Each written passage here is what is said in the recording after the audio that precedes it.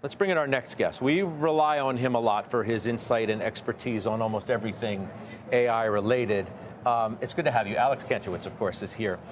Okay, no controversy, right, according to Jensen Huang, but friction, no?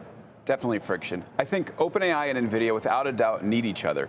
Both have Google breathing behind their necks, right? You have OpenAI and Google competing for the model. You have Nvidia and Google competing for the hardware. The way to beat Google is to team up, and that's why we're seeing these big deals, the $100 billion intent to invest.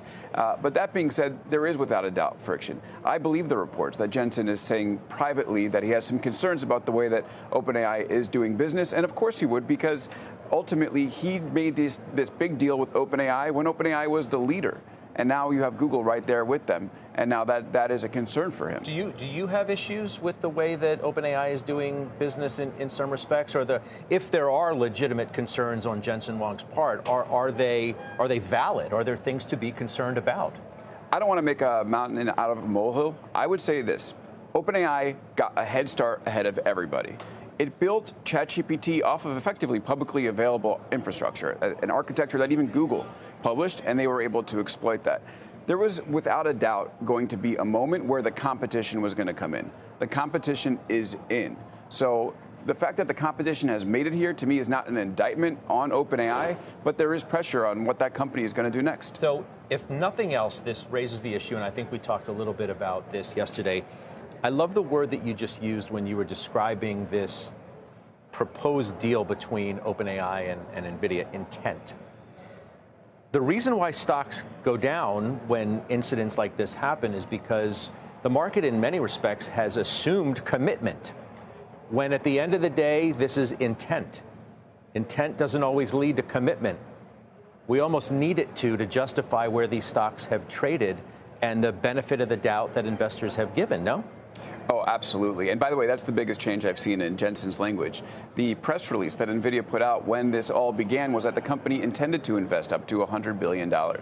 And you hear it with Jensen, even the thing that he was speaking to Cramer about. The way that he frames this is, OpenAI invited us to invest this money. We hope OpenAI continues to invite us to invest this money, and we will consider it. That is a very different line of reasoning and public relations than the initial intent to invest that $100 billion. Do you think that the market has gotten just overly optimistic about what everybody is going to do and deliver, and we're not going to overspend, we're not going to overbuild?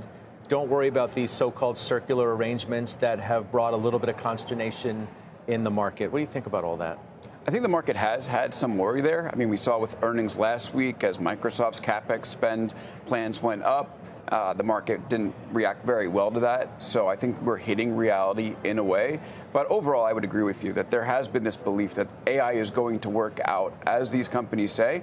And we're seeing it with software today. There's so much stuff that has not been figured out yet. There's so much unpredictability and uncertainty across the entire AI world. The chip makers, the foundational model builders, the software companies. Nobody knows where this is going. You speak with them, they're not sure who's going to make the most profit, where the benefit is going to be, how it's going to disrupt certain industries. And it's very, very difficult for the market to predict that, and it's made an attempt, but we're just going to continue to see this readjustment over and over again, and hence the volatility and the up and downs that we're seeing today. We're making some, many multi-trillion-dollar bets in many respects, and we're seeing market caps of stocks go up by many hundreds of billions of dollars on the belief that all of this is going to work out. And unfortunately, we're not going to really have the answers anytime soon. We're going to have to see how a lot of this plays out. That's correct. A little bit of signal the market goes one way or the other. Again, with Microsoft, the build out for their AI program isn't anywhere close to completed. But yet the market says, okay, you're not doing great in AI, down 10%. With Meta, do we have personal superintelligence yet? Not anywhere close. But the market sees some numbers it likes, up 10%. And I just think we're going to be stuck in this cycle for at least the next year, where the market is going to see little signals and make big decisions based off of it, where they don't fully tell the entire story.